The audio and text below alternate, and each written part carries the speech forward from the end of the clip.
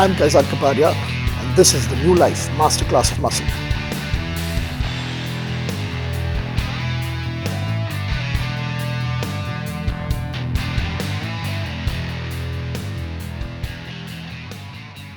So we finished the setup, we walked out of the stand, and we've taken our stance.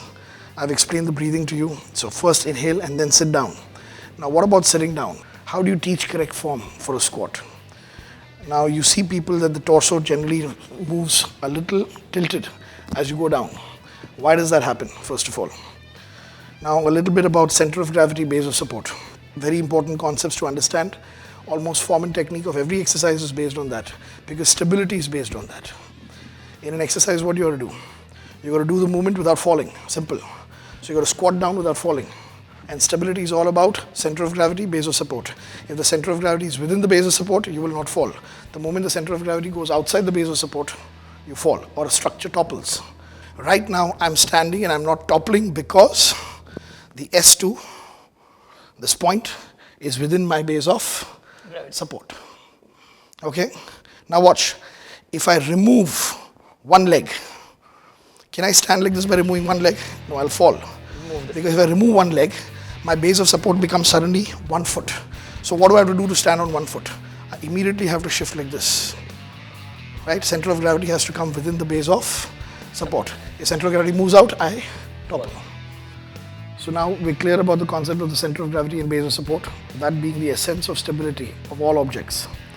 And this is not something that we consciously keep in mind, that I need to keep my S2 within my base of support. Okay, it's something that the body learns over a period of time. Central nervous system takes care of it. It is automatic. Similarly, when you have to sit down, you remember that prank that we play, we try and pull somebody's chair off from underneath. Okay, so what happens when you sit in a chair? Your base of support changes. The S2 now is way behind your base of support, which were your feet. But now your base of support is no longer just your feet, it's also the 4 legs of the chair. And that is why you are nicely seated on that chair. But if you are in that chair position and the chair were to be pulled out from under you, what will happen? You will topple behind. We're all lazy basically. So what happens is that we maintain center of gravity till we are close to the pad. As soon as we are close to the pad and we know that we are at a distance which can no longer harm us, we just aram se relax. See this? Now the S2 is behind my heels. Now, the base of support may be the outline of the feet, but the center of the base of support is this midfoot area, which is called as the subtalar joint. So if your S2 is over the subtalar, you're at your most stable. Whenever you have a weight on you, the weight should be traveling over subtalar. That's when you know that you're completely and totally stable. Now, if you were to sit at that particular point, and if I were to just remove the chair, but you saw me playing that prank, what would you suddenly do? Immediately move forward. Immediately move forward in the squat position. Now the hip hinges backwards. Now what do you mean by a hinge? A joint can move, or rather movement at a joint can happen in 2 ways. Either the joint can maintain its position in space and the movement can be around the joint, or the joint can shift location. Are you getting my point? Now we are supposed to move at joints by moving the joint. Now this moving of the joint in space is important so that the center of gravity is maintained. If I flex at the hip without moving my hip, center of gravity shifts forward. If I flex at the hip by hinging the hip, center of gravity is maintained. See, now I'm stable right now. If I keep my hip fixed in space and I move around the hip, toppling. So to maintain center of gravity, the hip has to hinge backwards. Again, if I don't allow my knee to travel forward, there are many people who tell you, knees should not travel forward. That's rubbish, the knee has to travel forward. The hip has to hinge backwards, the knee has to hinge forward. And not just forward, but also Forward in the direction of the toes. Forward and outward. In the direction of the toes, tracking over your toes. You have many people who tell you keep them straight and moving forward, not outward. Yeah, now if you keep them straight, then the knee will have to travel forward far too much. And to basically balance that out, the hip will have to travel too far back. And that's going to cause your torso to bend too much. The back takes the strain on that. Obviously, because the loading arm and the weight out here, you're basically going to cause a lot of flexion force on the spine. Using effort to keep it up. So if you really want to squat a little bit more upright, then the knees need to travel forward and outwards. And that's how you will maintain center of gravity. Let's assume that you have a beginner who has to be taught how to squat. Many times the beginner will do this in a free squat. He will not hinge the hip, he will not flex at the hip, and he'll tend to do this. Because there's this notion in people's heads that every exercise has to be completely and totally straight. They don't really understand biomechanics. So they tend to move like this. Now this is about it. You can't go any lower than this because the hip is not hinged. You try to go any lower than this and you're going to fall. Right? So they can only squat till here. Now many trainers, what they do is, instead of reminding a person that it's how you sit in a chair, this is not how you sit in a chair. If the chair is there, you're not going to sit like this in a chair. You're going to sit like this in a chair. They've been doing it all their lives. They need to be reminded that. Instead of that, the trainer will do what? No, bend this much. No, bend like this. Now this is something that's difficult to register. Make it artificial. Right. So instead of that, I would probably give like a box squat, or I'd give some kind of a reference. I'd get you here. Come here. And I'd tell you to sit down, but not put the weight of your butt and get up. So do that. Sit down and get up. Yeah. But then with hands outstretched, always close your fists first. Tie up all ends, even if there is no weight. You should always tie up everything and everything should be tight. Right? Now squat down, or rather sit down. You're still rocking backwards. And I want you to just touch and come up. Right? Now you see the knees coming forward? Yeah. Right? They naturally will come forward. The hip will move backwards. So you need to take a person to a particular box at a particular height and then slowly and steadily reduce the height. Now many people ask, what is the full range of a squat? What's a full range? Okay, what is a full squat? First of all, squat is a squat and it's always full. ATG. You get it? It's like people have these various versions, half squats. Half squats is not a variation. It's an exercise done half. It's not an exercise done. Knee problem or something. No, absolutely not. In fact, the knee problems are going to get worse with half squats. Okay, and I'll explain the biomechanics behind that. You're supposed to squat with your butt traveling below your knees. This particular hip crease, you should be able to see that it's lower than your knees. The knee, hip crease, yeah. Okay, the femur, which is your upper thigh bone, if it's parallel to the floor, femur, not the flesh on top of the femur, but the femur. If it's parallel to the floor, your butt will have to be lower than your knees. This is the qualification, or rather the passing grade for a legitimate squat. So unless and until the femurs come parallel to the floor, it's not a squat. Okay, it's an exercise done half. Now that's the passing grade. What you want to do is you want to have a better range of motion than that. It's like 35% is passing. So femur parallel to the floor is good, legit squat, but femur lower than parallel to the floor is even better. Now in an exam, if 60% is passing, then the best case scenario is 100%. Right? In the squat, you want to go to 65%, 70%, 75%, 85%, 90%, 95%, 99% is the best case scenario. 100% means you have gone all the way down to your haunches, to the logical limit of where your joints can go, and the movement stops because the joint can no longer move. It's locked. It's locked. You need your muscles to basically break the descent and put the brakes on. Putting the brakes on is extremely important for what we call as the eccentric contraction on the way down. And putting the brakes should be the responsibility of the muscle and not the joint. So in passing exams, if 60% is passing, 100% is best case scenario. In a squat, femur parallel to the floor represents that 60% passing, but you want to go to 99% and not 100%. But that's bloody low. That's damn bloody low.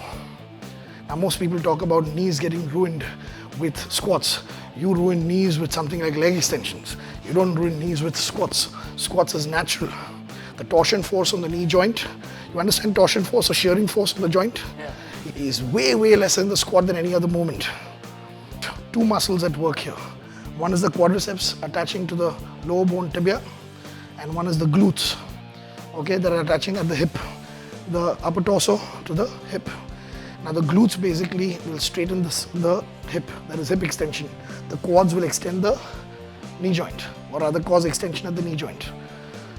When you go down, you want the reverse to happen with the glutes, not with the quads. The glutes are a lot more stronger at reversing the movement from the bottom than the quads are.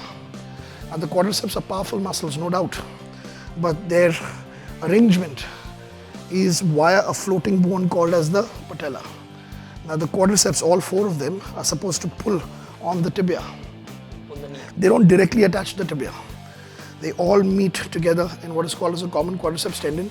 That common quadriceps tendon attaches the patella, the floating bone, the kneecap, to the triangular one you feel. To the femur. Okay. Then there is another attachment called as the patellar ligament that goes from the patella to the tibia. This is the kind of chain with which you pull the leg. You understand? The quadriceps attaches to the patella, pulls the patella. Patella attaches via another connective tissue to the tibia and pulls the tibia. And that's how the chain reaction causes the tibia to straighten. Now when you're doing a leg extension with very heavy weights, torsion force on the knee is tremendous because the leverage is not right. The attachment to the muscle is right here at the top part of the tibia. But when you do a deep squat, the knee is extremely safe. And when you do a shallow squat and try and reverse from here, you cannot use your glutes properly for reversing the movement, and you end up solely depending on using your quads. So that's harsh on the knee and the full squat. It also doesn't work out your glutes. Yeah, and so forget about people having knee problems. Till the knee problem is resolved, obviously you're not going to be able to squat. But the full squats is what is going to see to it, and especially if the biomechanics are right. Alignment of the knees, very important with the toes. If the toes are pointing out but the knees are traveling straight, that misalignment is going to cause problems with the knee.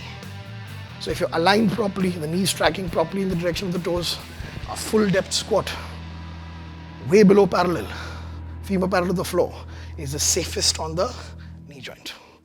Also helps maintain mobility. How many people in urban cities can no longer sit on the floor? That is, we've constantly been sitting in chairs. To gain mobility, we need to do structured stretching, flexibility movements, static passive stretches.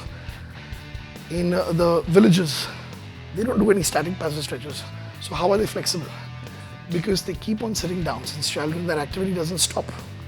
So whatever activity has continued, even those villages, they're not blessed with some great flexibility. You get them to the urban areas, let them sit only on dining tables and chairs for another 2 years, they will lose their ability to sit down. So you don't do an activity, you lose it, simple. Okay, so squatting all the way down also maintains mobility. People rely too much just on static passive stretches to keep on maintaining their flexibility. Do every movement full range and you'll maintain full range of motion around joints, which is the very definition of flexibility and mobility. Okay, so this is going to be a very powerful movement for your glutes and quads, but don't think about glutes and quads when you're doing your squats. Think of going down. Think of sitting down and getting up, a task at hand. A heavy you sitting down and a heavy you getting up. So a 200-pound you, a 300-pound you, a 500-pound you, a 600-pound you, depending on how much weight you put on yourself, and make it part of yourself. Locked. So breathe in, descend down nice and tight, hit that rock bottom position below parallel and explode up, holding your breath. Come to full extension, lock, breathe out, breathe in, descend down again. That's your proper squat. When you're getting up, when the weight starts getting heavy, you tend to bend forward a bit and start arching your back. What is with that? Bad biomechanics. Okay, you don't tend to do that. You've not been taught properly, you're making a mistake. And like any other mechanical movement, it can be analyzed and the flaw can be found. Okay, now double flexion, double extension at the knee and the hip. These things need to happen together simultaneously. Again, you don't really need to train yourself to fire at both ends together. It happens normally. Okay, you sit down and you get up, you will move at the knee and the hip simultaneously. Okay, let me show you. I'm sitting down, right? And I get up. the getting up has to be double extension. You saw that? The hip and knee moved together. Now, what if only the knee moves and the hip doesn't? What happens? Locked forward. I come forward. Now that's exactly what happens. You sit down, okay, in a deep squat, and you fire first at the knee without opening up at the hip. For the bar to move up, the joints need to move together. For the bar to move up straight. The moment one joint moves before another, what's going to happen? The bar is going to change its trajectory. Move forward or backwards. Suppose the weight starts getting too heavy for you to get up completely. That's the whole point. Again, weight starting to get too heavy, the movement might slow down. But for a person whose CNS has learned the movement to fire at both points, he might slow down, but he will keep on maintaining this trajectory. Understand one thing, that if the weight goes forward and you muscle it up, that's what I would call, without technique when you lift a weight, that's muscling it up. Yeah. Using a lot more force than is required. Okay? That weight, if you could stand up, after making that flaw in biomechanics, if you could stand up, that weight is not too heavy for you. In fact, that weight is sub-maximal. If that weight was too heavy for you, one mistake in biomechanics and the weight is down. No. Okay? So if you can stand up, so you need to learn that at the bottom, now two things can happen. Squat down really low. Okay, now you're not maintaining a neutral spine, you're curving. So maintain a neutral spine, stand up again. I made you do squats, correct? At that time you were maintaining a neutral spine. So maintain your normal curvatures of the spine, keep it rigid, squat. That's right, okay? Now at this point, I only want you to fire at the knee. See, bend forward. The moment this happens, now the bar is over your toes, not over your subtalar. Now you'll have to be forced into Doing this. Correct? So hip extension hasn't happened enough, and then trunk extension has to happen to basically get the bar back in place. So that's what stop will do, forward. You see a lot of people sometimes losing balance behind. Yeah. And that happens again. Squat down. Open up at the hip. Yeah, you fall. Yep. So if the hip opens up and the knee doesn't move at that time, that is, the hip extensor has fired but the knee extensors have not fired, you topple backwards. If the knee extensors have fired but the hip extensors have not fired, topple forward. And both fire together, you move up, vertical. Like hydraulics. Move up, exactly. So, So this is about, why does that happen? Because people have not really learned this. So little extra weight and this starts happening. yeah. People sometimes are not glute dominant. Happened with me. The glutes are not firing. So from the very beginning, a beginner, when he's given just the bar, or even without the bar, when he's taught that natural action again and again, CNS learns, it won't happen with the heavier weights. Then if the weight is really heavy, then the person's going to go through a very slow concentric. He's going to try really hard, and maybe it's a 1 rep max that he's doing. So he squats down and up. But he's in that trajectory, correct? Or the weight gets so heavy that he squats down but cannot come up. But he still maintains that position till somebody comes and helps him off, or he chucks the bar onto the power cage. What do you do at a point where you can no longer push the weight up? Suppose you get... Okay, now there are squat racks and there are power cages. I prefer the power cage. I prefer squatting in the power cage because you've got these safety pins. Safety pins sounds like this tiny little thing. These safety pins actually are very, very strong iron rods that can handle like 600 pounds crashing down on them, 700 pounds crashing down on them. They can take a lot of weight. Now, the way to basically adjust those safeties is at the bottom of the squat, at your lowest point. Somebody should be watching you, okay, that's your lowest point. And put the safeties about 3-4 inches below that lowest point of the bar. Okay, once you've done that, you squat. And if I get stuck, you can train yourself to chuck the bar behind and move out. Now, many people can't do that because the way I teach the squat, you're jammed in. So you really know how to remove the hand and chuck the bar. Otherwise, if you throw the bar sometimes, it might take your shoulder with the bar. In that case, if you're not really comfortable chucking the bar, you need a strong spotter who can at least deadlift the bar and chuck it down on the safeties of yours. Don't panic. Again, an experienced weight trainer never panics. Like, there are many times when I've tried a PR, personal record, I've tried to move up in weight, and I go down and I can't come up.